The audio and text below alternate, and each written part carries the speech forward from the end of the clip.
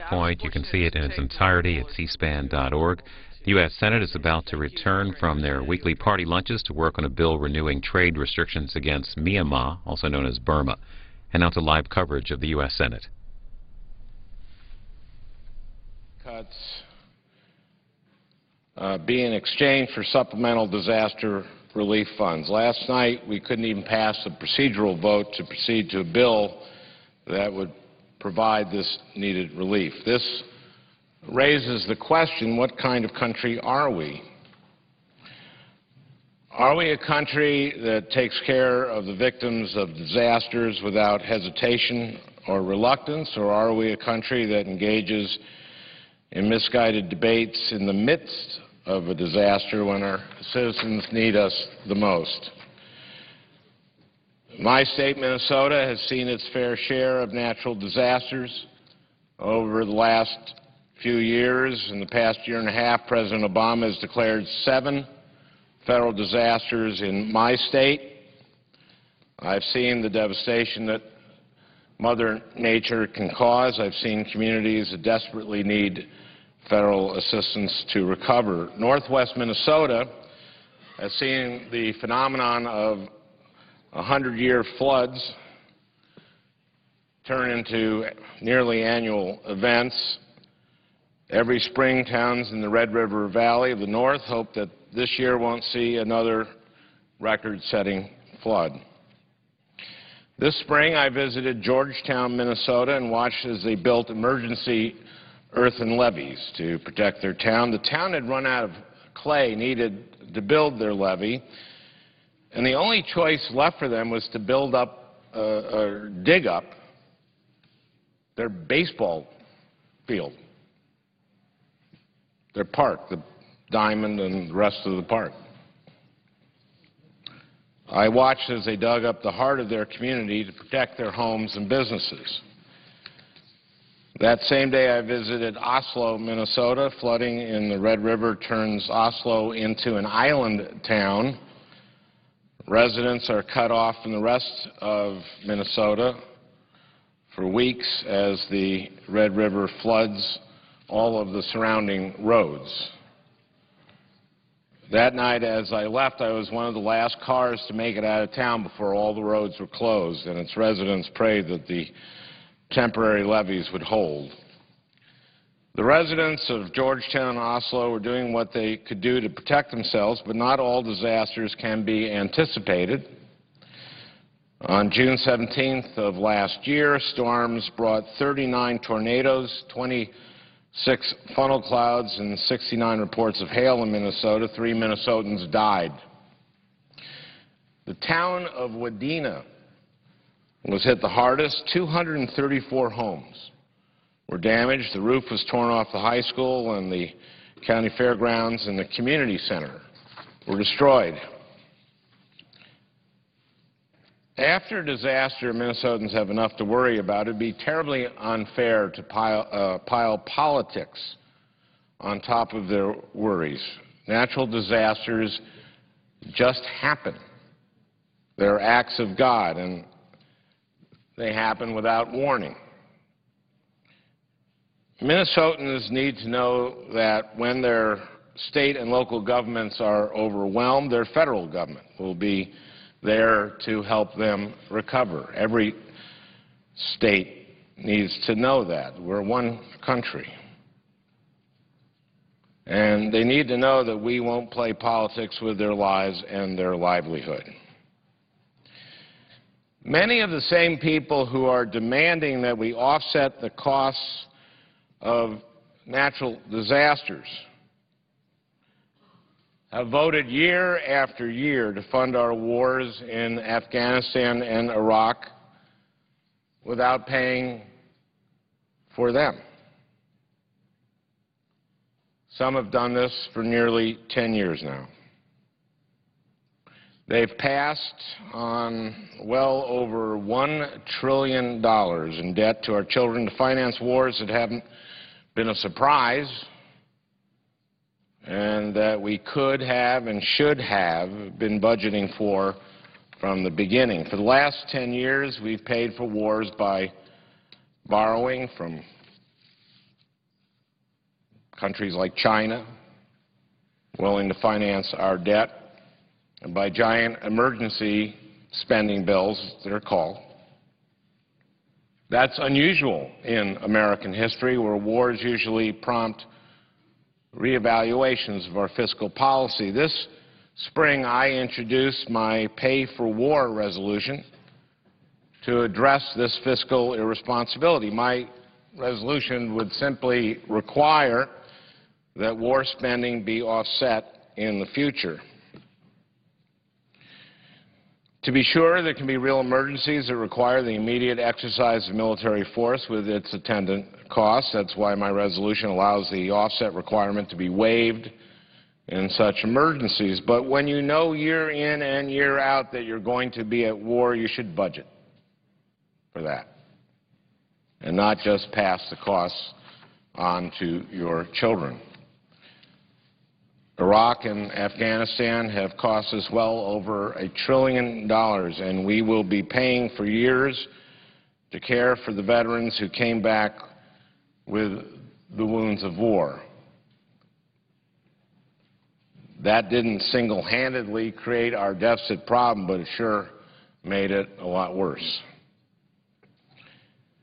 And yet, many of the same people now demand that we must offset disaster spending for Americans who have lost their homes or are suffering otherwise. They've been fine with spending staggering sums of money on our wars without offsetting them. Doesn't that seem just a little hypocritical? I wonder what kind of mindset does it take to conclude that it's okay to pass on to your children the cost of war, yet when Americans have lost their homes or had their communities destroyed, it's not okay to respond to that emergency in an appropriate way. It just doesn't make sense to me. When Congress plans its spending, it can and should be accounted for through a budget. But when emergencies arise, and natural disasters are the quintessential emergency, we shouldn't hesitate to act for the good of the American people. I believe that the United States of America is a country that protects its citizens when they are at their most vulnerable. I hope this Congress will confirm that conviction by voting for emergency aid to the communities across this nation that have been devastated by natural disasters. Thank you, Mr. President, and I yield the floor. Mr. President. Senator from Vermont. As you no doubt know, the state of Vermont has been hit very, very hard by Hurricane Irene. The storm caused widespread flooding, resulting in a number of deaths, the loss of many homes and businesses, and hundreds of millions of dollars in damage to our property and our infrastructure. I have visited many of the most hard-hit towns, and I was shocked and moved by the extent of the damage. Many of these towns still, today, have very limited access because the roads and bridges that link them to their outside world have been destroyed. Irene will go down in history as one of the very worst natural disasters ever to hit the state of Vermont. Let me take this opportunity again to thank everybody who lent a hand to help their friends and neighbors who were stricken by the disaster. I especially want to commend and thank our emergency responders. They did a fantastic job, the Vermont National Guard, and our local officials for all that they are doing to assist communities and individuals to get back on their feet. Mr. President, we still do not know the cost of this disaster, but let me share with you just a few preliminary figures. And really, this is quite remarkable. remembering that Vermont is a state of about 630,000 people with approximately 200,000 households. Today, already, more than 4,200 Vermonters, and by and large those are households, have registered with FEMA. 200,000 households, we have over 4,000 who have already registered with FEMA.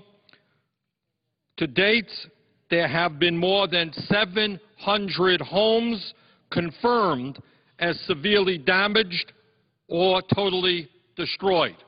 Again, we have about 200,000 households. 700 homes have been confirmed as severely damaged or completely destroyed. More than 72,000 homes across the state were left without electricity. It's about a third of the total. Thousands lost phone service. In some areas, these services have still not been restored.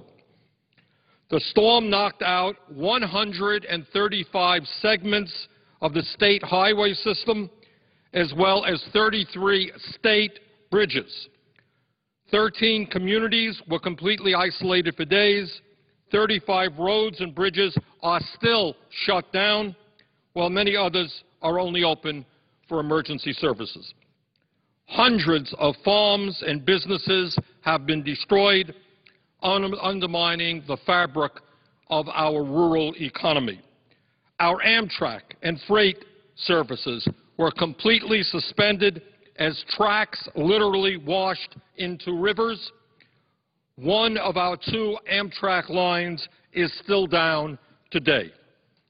The state's largest office complex. We have a very large office complex in Waterbury, Vermont, near our state capital, in which 1,600 state employees go to work every day.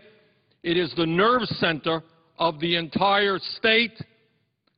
That complex was flooded. Those 1,600 workers have not been able to return to their offices, disrupting the ability of the state to deliver critical state functions. At least 90 public schools were either directly damaged or inaccessible because roads washed out and could not open on time. 5 public schools remain closed until further notice. This is but a short list of the devastation experienced by the state of Vermont as a result of Hurricane Irene. I know that as in times past, we will pick up the pieces and restore our homes and businesses. That's what Vermonters will do. Vermont communities stick together in hard times, and it has been absolutely amazing to see the volunteer efforts taking place from one end of the state to the other.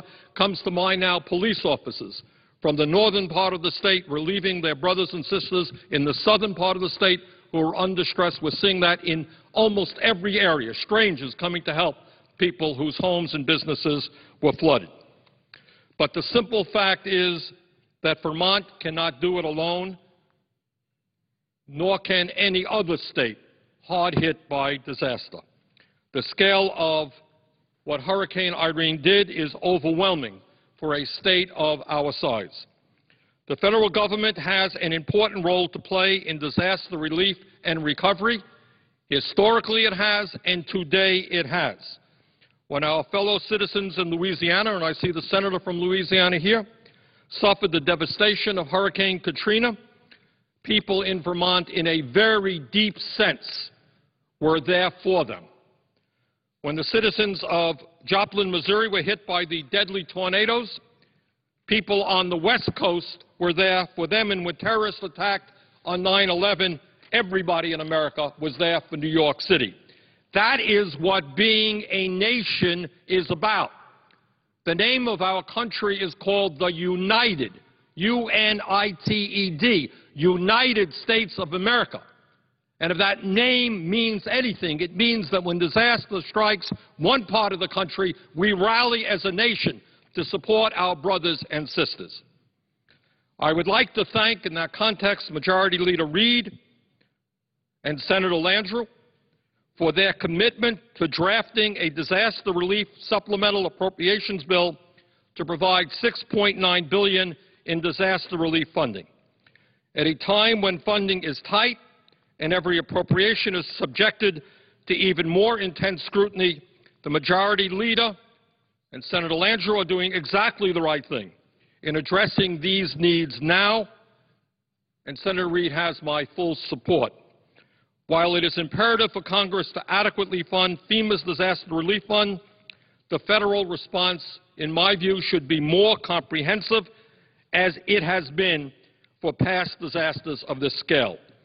In particular, it is imperative to address the severe damage to roads and bridges by providing funding for the Federal Highway Administration's Emergency Relief Program. In Vermont alone, preliminary estimates to the federal aid highway system are well in excess of $500 million and will likely be much more. That is just an incredible amount of money for a small state like Vermont. For a state that receives a total federal apportionment of $210 million annually, the scale of damage relative to our state's ability to pay for it cannot be overstated.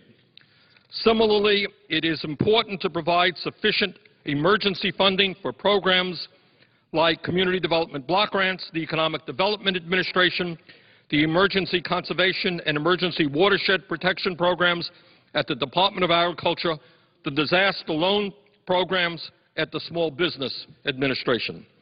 Additionally, given the significant impact the floods on the stock have had on the stock of affordable housing, it is very important to include an appropriation for the home program as well as an additional disaster allocation of low-income housing tax credits. In Vermont, more than 350 mobile homes were destroyed or severely damaged, and many trailer parks will never reopen. In other words, we are going to have to make up for a lot of lost affordable and lower-income housing. Mr. President, let me conclude by saying this. This country has its problems. We all know that. But if we forsake the essence of what we are as a nation, and that is we stand together when disaster strikes, if we forego that, if we no longer live up to that, I worry very, very much about the future of America as a great nation. Thank you very much, Mr. President. With that, I yield the floor. Mr. President. Senator from Louisiana. Thank you, Mr. President. I want to so support the remarks of the Senator from Minnesota, Senator Franken, and the Senator from Vermont, Senator Sanders, who have described beautifully several different aspects of this debate. Senator Franken said, how is it that so many on the other side rush to support funding for wars and rebuilding in Afghanistan and Iraq and never ask for one dime to be offset, and yet at a time when Americans need help, they are not, let's say, leaning forward. I think there are a lot of Americans, not only from around the country, but from their own states, that might be very puzzled by this sudden commitment to find offsets when it comes to rebuilding neighborhoods in Minnesota or Vermont or neighborhoods in Virginia or Massachusetts or in other states, New York, that have been so hard hit.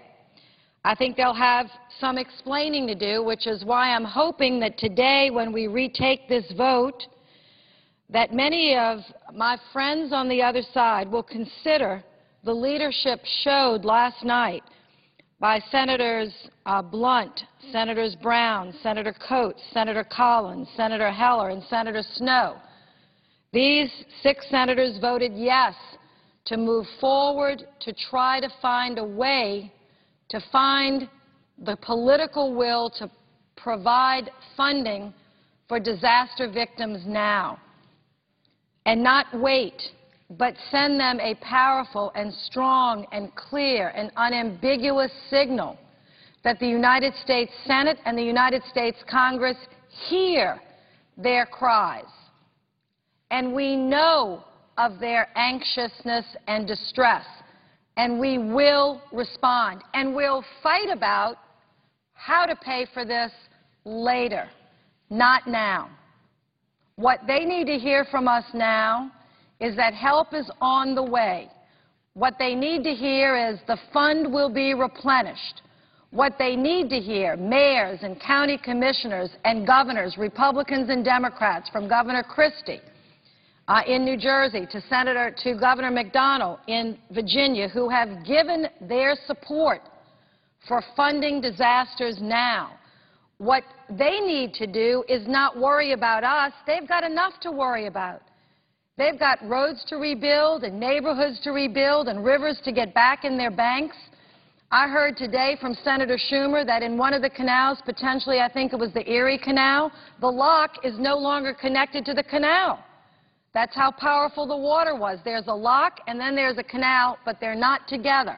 That's a problem, not just for New York, but for the entire northeastern transportation infrastructure, which affects us all. And as a senator from Louisiana, I, of course, feel particularly strong about this because many of these senators, Republicans and Democrats, came to our aid 6 years ago when Katrina, the worst natural and man-made disaster, because as you know, Senator, it wasn't just the hurricane that did us in down there in the Gulf Coast. It was the collapse of a federal levee system that should have held and didn't, and breached or broke or evaporated in 52 places and left a major metropolitan, internationally famed city underwater and literally fighting for its very survival, a metropolitan area of over 1.5 million people. And this country rallied after push, a lot of push from me and others, but the country rallied and the private sector stepped up and the nonprofit community was terrific. And we still have, Mr. President, literally thousands of volunteers still coming. It is so heartwarming to Louisiana and to Mississippi to help us rebuild. I just drove the Gulf Coast 3 weeks ago.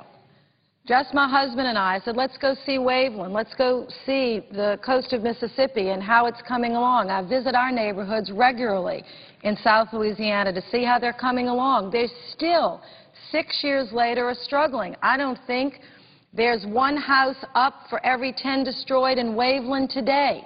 That's how hard this work is. It doesn't happen automatically, but Mississippi's working hard, Louisiana's working hard, so I can only imagine how these states feel.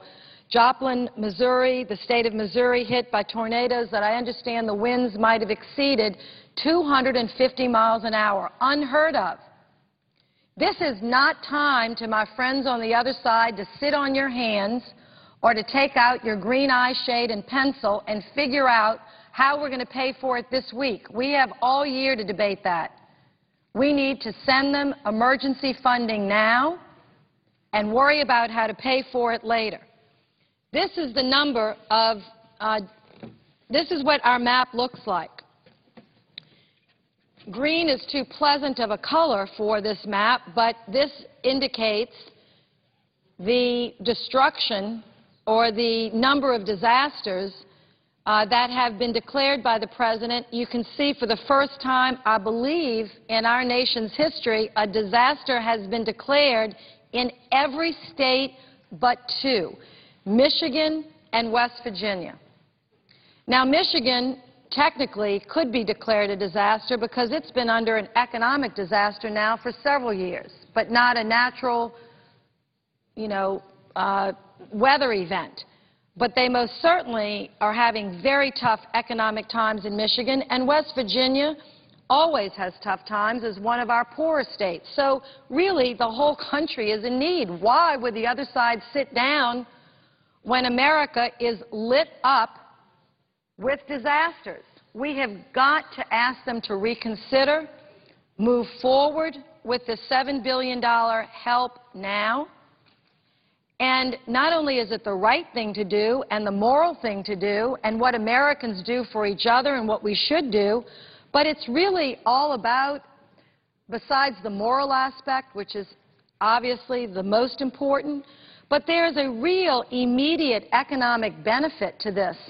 If there was ever a jobs bill, Mr. President, this is it. I can promise you, having lived through this disaster recovery, it's like a shot in the arm for these communities. Literally every single dollar that leaves our hands and goes to theirs will be spent immediately on food, on clothes, on building materials. I mean, this is the most direct, stimulative job creation thing we could do, and we need to do it now this week and send a strong signal to the House of Representatives. Don't fool around with disasters, and let's get this job done. Let me just show you that when people say, well, you haven't provided funding for disasters, we have provided funding in our base bill for disasters. And I see the senator from California who's scheduled. I'll be just 2 minutes more and then be happy to yield the floor. But I want people to know that we have budgeted for disasters. I chair the Homeland Security Appropriations Bill. It's about a $42 billion bill. As we know from marking the 9/11 anniversary just this past Sunday, that department was created after 9/11 to respond to new threats. It's $42 billion. We pulled agencies, disparate agencies, and tried to pull them together. That is still a work in progress. We have $42 billion, so we budget in FEMA, which is in that budget. We budgeted in 2003 $800 million. It was obviously not enough. So then we went up because the disasters were increasing to 1.8, and then, of course, in 2005, Katrina hit and blew every model, just completely shattered the model. In fact, the expenses of Katrina and Rita and Wilma were so high they exceeded the entire budget of the Homeland Security Department. It was $43 billion just for Katrina, Rita, and Wilma. The whole budget is only $42. So when people tell me pay for it out of your budget, we can't pay for it out of the Homeland Security budget. In some cases, it exceeds the entire budget of the country, and it's just not right to do that, to pay for current disasters, to pay for past disasters with money that we use to prepare for future disasters. And then I could show you the rest of the chart. We've beefed up our base funding, but we don't have the level of base funding that potentially may be necessary. But now is not the time. This has been a problem, as you can see, for many years. So now is not the time to keep the East Coast waiting and Missouri waiting and the floods in the Mississippi River waiting and some people in California waiting. And Texas, might I say, has had 20,000 fires, 20,000. This is not the time to keep the people of Texas waiting while we figure this out. We eventually are going to have to figure it out. We don't have to do it this week. So I see the senator from California. Let me yield to her, and I'll be happy to add a few more things to the record. And I thank the chair and will yield the floor. Mr. President. Mr. President, I ask consent that the motion to proceed to the motion to reconsider the vote by which cloture was not agreed to, and the motion to proceed to H.J. Res. 66 be agreed to, that the motion to reconsider be agreed to, that the time until 4:15 p.m. be equally divided between the two leaders or their designees, and that at 4:15 the Senate proceed to vote on the motion to invoke cloture on the motion to proceed to H.J. Res. 66. Without objection, so ordered. And, Mr. President, I know there are a lot of things going on Capitol Hill this afternoon, so we'll be very, very thoughtful in making sure that people have ample time to vote, as long as someone doesn't carry it to some real extreme. But we want to make sure people have the opportunity to vote. Senator from California. Mr. President, I just wanted to ask the Majority Leader before he leaves the floor, because I couldn't hear all he said, is this the fact that we're going to vote again on proceeding to a bill that will allow us to take up this emergency FEMA funding? From California is absolutely right. We need to do this. The caucus that was just completed was, to me, so enlightening.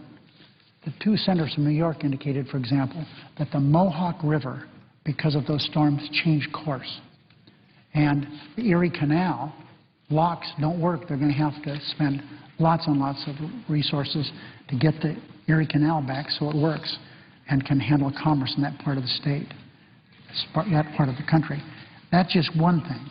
So the answer to my friend from California's question is yes, we need to get people help now. People are desperate. Well, Mr. President, taking back my time, I'm just very pleased that we're having another chance at this, because just for the information of the public, we fell short of the votes required to take up this emergency bill. And I just looked up the meaning of emergency in the dictionary. It says it's a serious situation or occurrence that happens unexpectedly and demands immediate attention.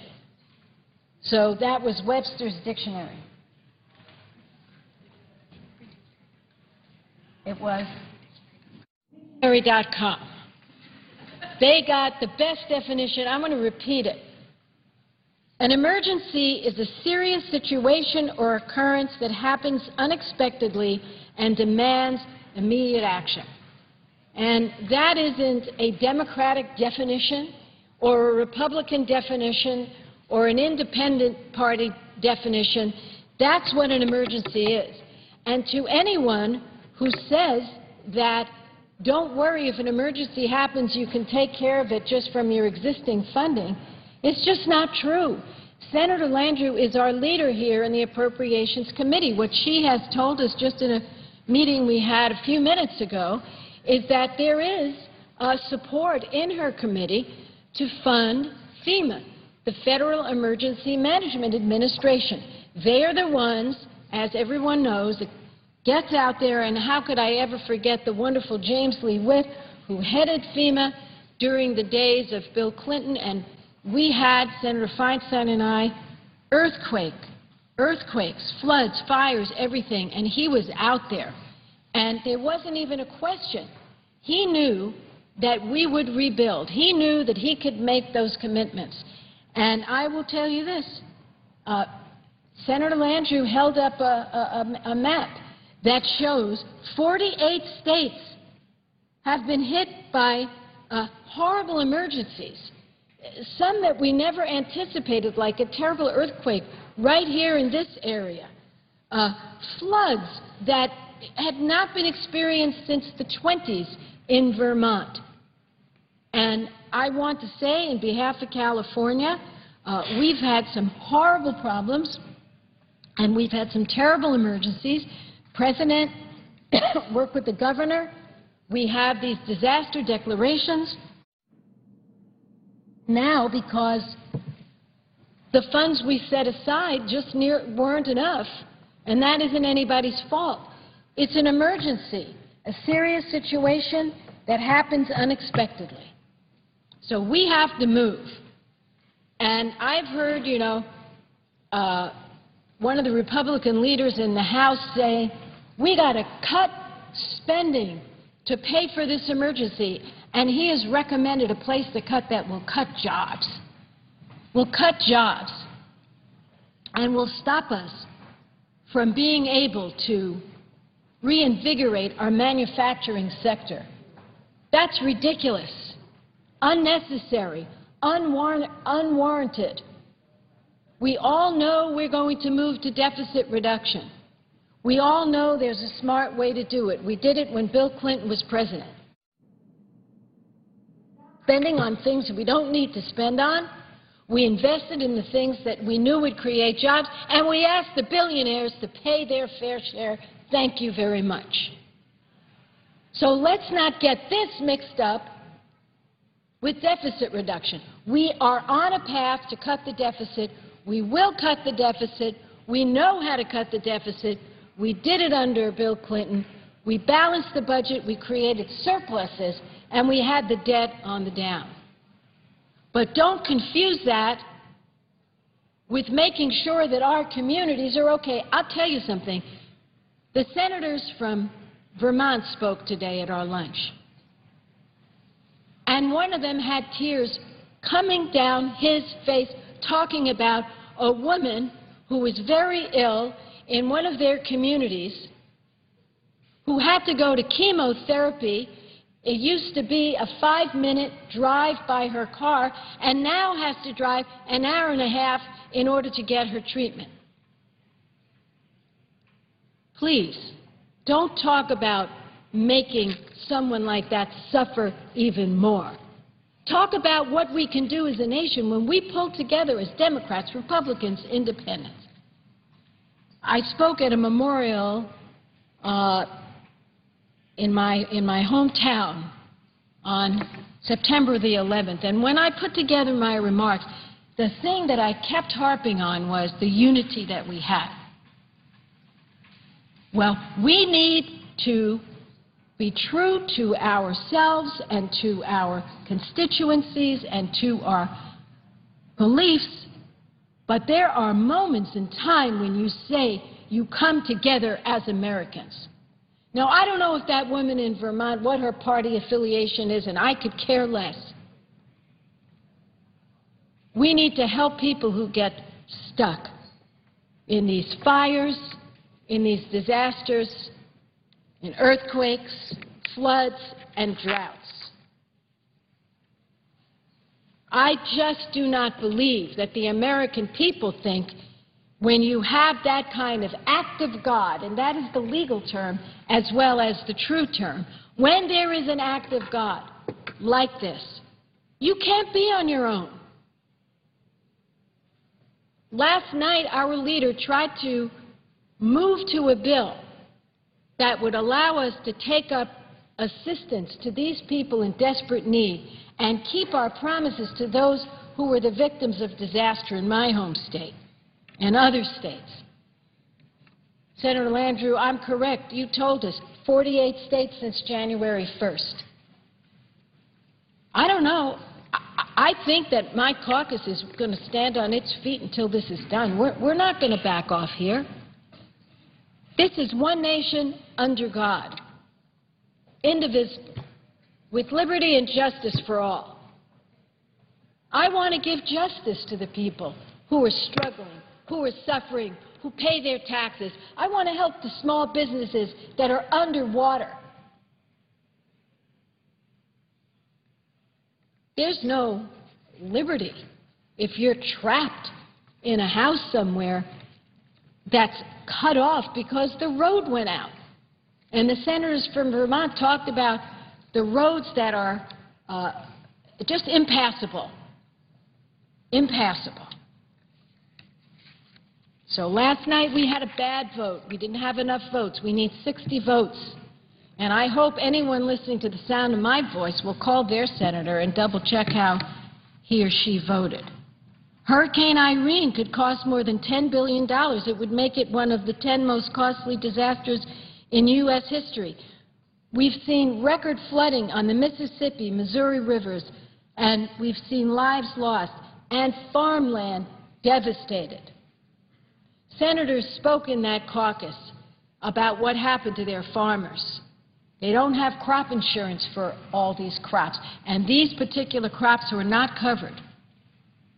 And one of our colleagues said, you know, it's bad enough we have to import oil from other countries. Do we want to start importing our food from China and be reliant on other countries for our food supply? Right now, as I stand here, the brave heroes, the firefighters, are battling wildfires in California and Texas. Here's a picture, because the pictures are worth a lot of words. Here's a picture. Look at this. Fire raging out of control. The firefighters as close as they can get to the flames. This one is the Comanche fire in Kern County. It's burned more than 29,000 acres. It's threatening 2,300 homes in Stallion Springs, California. Now, firefighters have gotten this fire 60% under control because they've had help from FEMA. They've been able to get help from the federal government. But fire season in California has just begun. A lot of people don't realize that in our state, September and October are the hottest months, the driest and the hottest months. And so every wildfire threatens our communities, just like this one. And right now, FEMA barely has enough funds to get it through the next couple of months. FEMA's running low on resources. And funds are so low that they can't provide assistance for communities that are rebuilding from past disasters, let alone respond to this that's happening right now on the ground as we speak. I heard the lieutenant governor from Texas complaining about the situation in Texas, that they needed more federal help. Well, fine. He ought to call up his senators and tell them to vote with us today to get the federal help. We have more than $380 million in disaster recovery projects on hold, several in California. We had a tsunami, March 11th, 2011. We need $5.3 million that's been promised to help communities in Del Norte, Monterey, Santa Cruz, California. This tsunami did damage. I want to show you pictures from a 2010 mudslide. In January and February of 2010, we were hit in California by severe winter storms, flooding and mudslides. You could see a very important road that's been blocked, and again, shutting off people because we have a lot of mountains, and we have to cut through those mountains. So in Calaveras, Imperial, Los Angeles, Riverside, San Bernardino, Siskiyou, all those counties were hit, and FEMA promised the monies. They met the criteria. They had the level of damage, and they're waiting, and right now they can't receive the $3.5 million they need to recover. That's what this impasse is about. This isn't about make-believe. This is about real people cut off, shut off, businesses shut down, people laid off, suffering, and let's not have a political spat around here. This isn't a partisan issue. When your neighbor's house is on fire, don't haggle over, the price of the garden hose. Get the hose out, connect it, and put that fire out. Now, the good news is we have people from both parties starting to realize we have to do this. We have to send a message to the House. An emergency is an emergency. We have to put aside politics for the good of our country. So I'll close where I started. The dictionary definition of an emergency: serious situation or occurrence that happens unexpectedly and demands immediate action. We all agree we have serious situations in our great land. We all agree we didn't expect all this. Although, if I might say, with a different hat on, my hat is the chairman of the Environment and Public Works Committee, we better understand that climate change is coming. We better understand that what we're seeing now is going to be a new normal. It pains me to say we have done nothing here in terms of addressing some of the causes of this. But guess what? Regardless of our views on this, as my kids would say, we are where we are, and it is what it is. And this is what it looks like in too many parts of our great nation. So an emergency is a serious situation or occurrence that happens unexpectedly and demands immediate action, and I echo the call here by our Democratic leader for immediate action at 4:15. I hope the phones will light up there and everyone call their senator. This is time to vote yes on our vote at 4:15 and get on with it so that people will know we stand with them in this greatest of nations, that we don't walk away from our people when they're suffering like this. Thank you very much. I yield the floor. Mr. President. The senator from New York. Thank you, Mr. President, and I just want to thank my colleague from California for her poignant, eloquent, and appropriate words, and I want to thank the chair of our Homeland Security Subcommittee, which handles FEMA disasters, for the great work. Now, Mr. President, I spent several days, both this week and last week, visiting the places in upstate New York that were so badly damaged. Upstate New York is a large community. If we were a state, we would be, without the New York City and the metro and the suburbs, that would still be about the 8th or 9th largest state. And the eastern half of upstate New York has been unexpectedly devastated, not once, but twice. First by Irene, and then by Lee. It comes on top of an awful season, because we've had so much rain that the ground has been so wet that when these torrential rains occurred, one a hurricane, one a tropical storm, no groundwater could be absorbed, made things worse.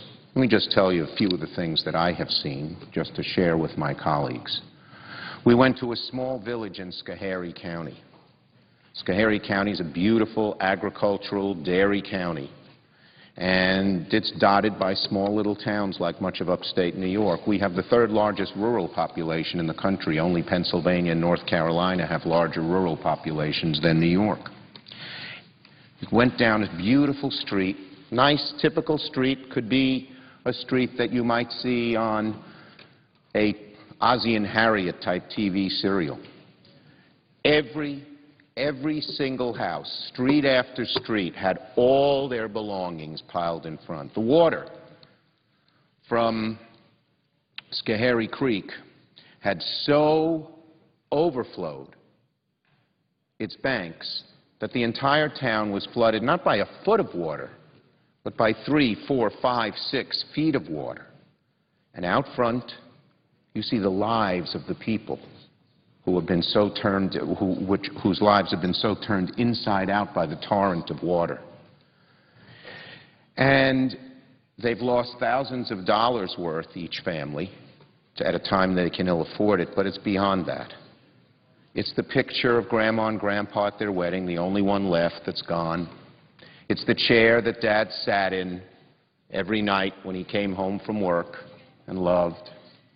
It's their lives, wiped out in a few sheer moments. Now, in this town, in Schoharie County, and in most of New York State, almost all, the evacuation plans were amazing. We lost very few lives. In some counties with huge amounts of devastation, no lives were lost, in most.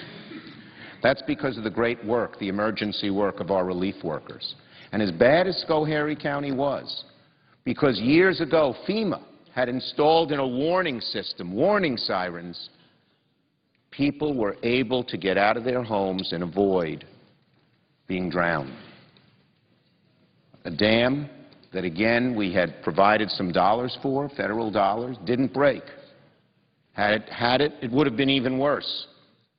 But FEMA money to prevent disaster had helped strengthen the Gilboa Dam. And so the creek went over it and around it, but not through it. And that saved lives. I visited a place in Ulster County. These are just vignettes, Mr. President. Shandaken, the town of Shandaken. It's beautiful in the foothills of the Catskills. There's a road. It's a major road. It connects one part of Shandaken to the other, county road. And you're driving along. It's newly paved macadam, and all of a sudden you see the yellow strips to prevent you from going further.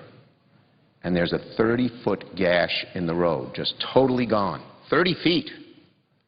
But what's astounding is it's deep, 20 feet deep. And Esopus Creek, the waterway there, changed its course, went through not just the macadam, not just the underlay that holds the road, not just the dirt fill of a foot or two, but through the bedrock, through 10 feet of bedrock. It'll take years to bring this road back. And it's a cost that the town of Shandaken can't afford. Our little towns, our little villages, our cities, even our counties of some significant population can't absorb the millions and millions of dollars of damage. Total estimate by our governor is we've suffered more than $1 billion of damage from Irene alone. And, of course, Lee moved slightly further west and hurt. I visited in the Mohawk Valley,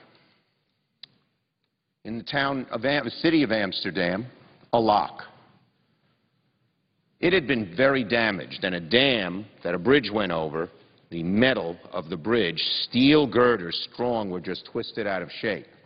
But locks 9 and 10, a little further downriver, are no longer functioning because the torrent of rain created such swells that the Mohawk changed its course. So the locks are here and the river is here. The Erie Canal, one of our great pieces of history, is damaged so that it can't function and won't function for quite a long time, even with federal assistance. I don't know, without federal assistance, what would happen for months and even years. And then I went to Binghamton. Maybe that was the saddest of all. Binghamton is at the confluence, a city that struggled. It had IBM in its early days. IBM was founded there. Nothing is left of IBM there, and the city is struggling. It's at the confluence of two river valleys, the Susquehanna and the Shenango. And it had been terribly flooded in 2006. Senator Clinton and I visited. It was awful. Hundreds of homes, the sewage plant, the hospital, Lourdes Hospital.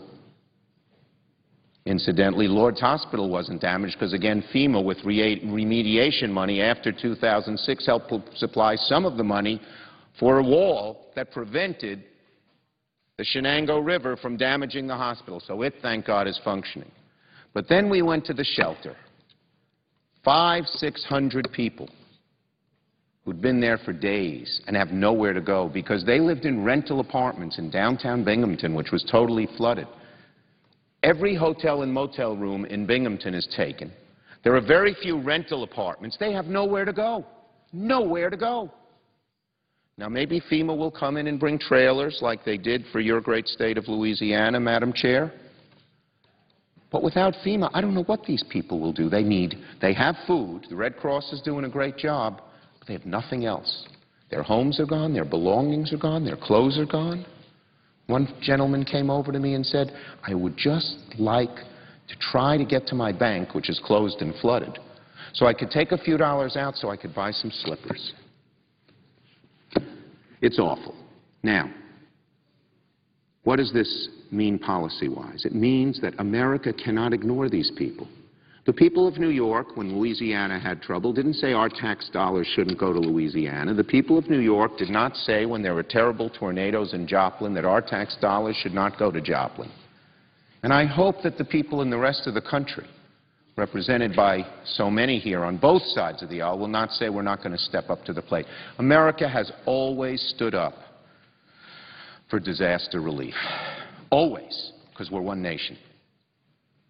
And we all have known that when God-given disasters, way beyond the power of mankind, come, no single community can take care of it themselves. And that's why the federal government has traditionally stepped in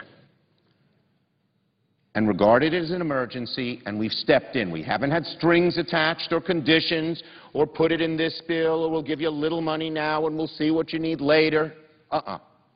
FEMA, by the way, has done a great job. I want to tip my hat to the people of FEMA who did such a wonderful job, but they're basically out of money. Right now, in Missouri, none of the relief work continues, despite the devastation in Joplin, because they only have money left to deal with the immediate emergency of Lee and of Irene that hit New York State. And the FEMA workers are doing great, and the people, the volunteers that I saw everywhere, everyone pulling together. Why can't this Senate and this Congress pull together the way the people of our communities pull together when a disaster hits? We had one gentleman whose house was gone, but he hadn't even been able to tend to it because he was a skilled worker and he was tending to the homes of others for 5 days. I saw him and his sisters, and they even had some humor about it. They were wearing shirts, "Good night, Irene." So we have to pull together. We pay on an emergency basis without looking for set-offs for the war in Iraq and the war in Afghanistan. We build bridges there. We build roads there. We give aid there. And now we're saying, when it comes to our American citizens, we're not going to do that any longer? What is going on? So this afternoon, We will vote simply on a resolution. To those of you not schooled in the arcane ways of the Senate, it's called a motion to proceed. It simply allows us to put legislation on the floor so that we can aid these victims. And it can be amended. If some of our colleagues think this is wrong or that is wrong, they can debate it. But today's vote will say whether we should even begin to move to cover this. And we are getting it blocked. Last night's vote, 6 of our colleagues from the other side of the aisle joined us, but not enough. And so, here, this is not me speaking, this is the AP, almost universally regarded as non-biased news source. Republicans block Senate disaster aid bill. What's going on? They don't block bridges and money for the war in Afghanistan and Iraq to help rehabilitate those communities, and they're blocking this for help in Missouri and Louisiana and New York and Vermont and the Missouri Valley, Missouri River Valley up through the Dakotas, the state of Missouri. What is going on here? And this has never been a partisan issue. Republican governors whose states have been hard hit have called for help. Chris Christie, hardly a wallflower, hardly someone who doesn't relish a partisan battle when he thinks it's right, but to his credit, when he thinks it's wrong. Our people are suffering now, and they need support now. And they, Congress, can all go down there and get back to work and figure out the budget cuts later. That's Governor Christie. Governor Bogg McDonnell, a well-known conservative. My concern is that we help people in need. I don't think it's the time to get into the deficit debate. Are my colleagues on the other side of the aisle listening? Let us begin to debate this bill. Let us move forward. And let us fund FEMA fully. Let's not put something in the CR and say, well, in a month from now we'll debate it. And we all know CRs get tied up. FEMA's run out of money now. Now. So, this vote will be a vote that determines whether we keep the American tradition of helping one another in a time of disaster here in America. And a vote no says no, I don't want to do it. A vote no says I'm not going to proceed to even debate the bill. A vote no is against the greatness of America, in my opinion, because we always have stood for helping people, being one nation, under God, indivisible. And when a part of the country desperately needs help, we all pull together to help them, knowing that if, God forbid, it happens to us down the road, the nation will be there for us. You know, Mr. President, I was just at the 9/11 memorial service, 10th anniversary. It was a time when we all pulled together. George Bush did not ask when we were in the Oval Office and said New York desperately needed $20 billion. He didn't ask, is it a blue state? How are we going to pay for it? He stepped up to the plate. He was a patriot. And he said, this is what America must do. Well, that was a man-made disaster, an awful disaster. Far more lives were lost then than now. But it's not a different issue. This is a disaster. And people are hurting. And people need help. And the attitude of President George Bush, hopefully, will be the attitude of our colleagues across the aisle, that they won't block the bill, that they won't say, find 7 excuses, or say, we'll give you a little of the money a month from now in a continuing resolution when the money is desperately needed now. So, in conclusion, Mr. President, this vote is a crucial vote. It says, are we the same American people that we have always been, who look out for one another, who help one another in a time of need, regardless of party and regardless of bickering and everything else? This vote will determine it. And I urge a strong, bipartisan vote for the resolution that we'll vote on in an hour. With that, Madam President, Mr. President. A senator from Louisiana. I thank the senator from New York for those very descriptive and moving comments about his state, and particularly the part of his state, Mr. President, that we don't hear a lot about, and that's why we depend on the senators to speak the truth about what is going on and what they're seeing. And I know the senator from New Jersey is here to speak, but pictures are worth 1,000 words, Mr. President, and I wanted to put this chart up, and I hope the cameras can really grasp the horror of all four of these pictures. And what is, I think, most telling about them is they're all from a different state in a different part of the country. This picture is of Joplin, Missouri. I haven't myself personally been to Joplin, but before the year is out, I will go. And I think other senators should go see what's happened in one of the great tornado disasters in the history of our country. This picture, which almost brings tears to my eyes because it looks exactly like Lake Pontchartrain looked in the city of New Orleans, I believe is from Irene from North Carolina.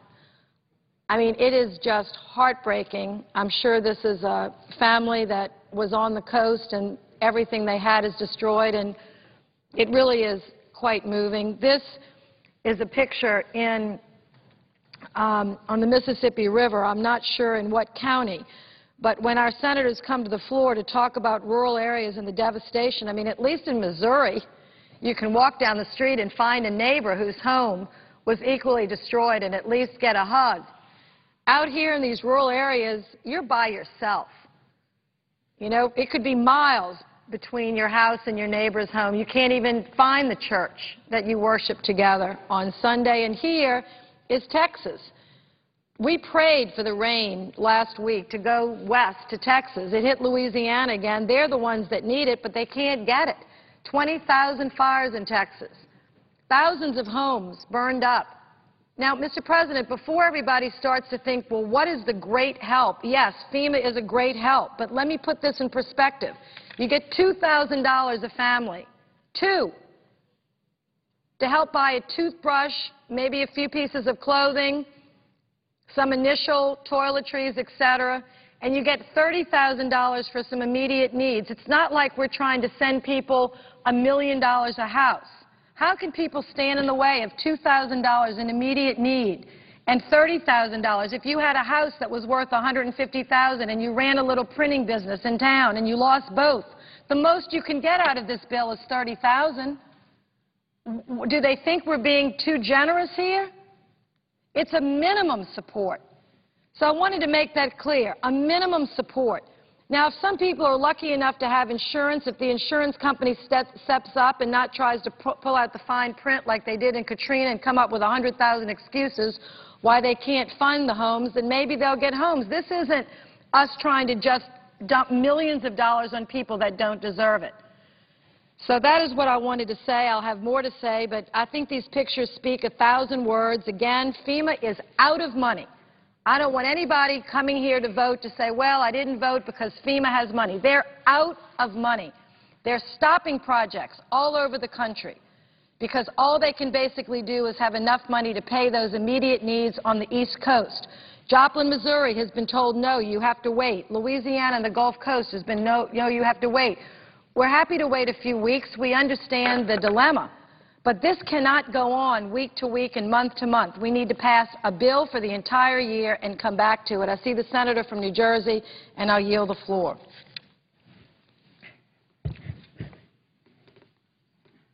Mr. President. The senator from New Jersey. I appreciate it.